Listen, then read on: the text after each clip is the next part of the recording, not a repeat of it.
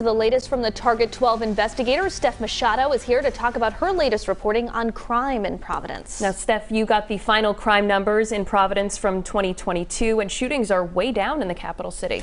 Yeah, and we knew about this throughout the year, that shootings were trending lower than 2021, but now that the year is over, we have the final numbers. 44 people were shot in Providence in 2022. That's compared to 81 in 2021 and 73 in 2020. And you can see in this chart here, there had really been this steady decline in shootings for the past 10 years before the pandemic hit, and there was a spike in shootings. We're now back down similar to pre-pandemic levels. So the police chief says it appears those two pandemic years were anomalies in the overall downward trend.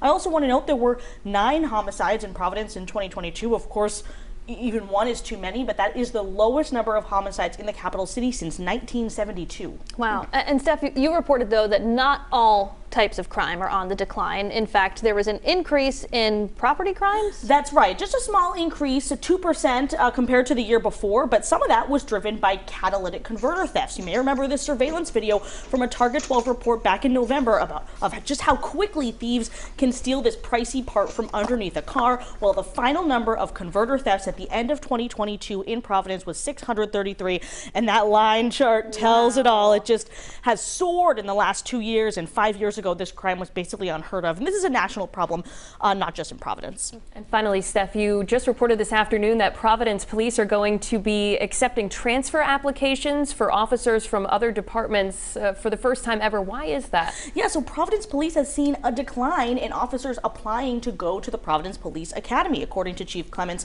up until now, every single officer in Providence had to go through the city's own 6-month training academy. The department has been very strict about that. Clements says the next police academy, though, will likely have less than 50 officers, even though that's the number budgeted for, because they had a smaller applicant pool. There are lots of tests and background checks to qualify for the academy.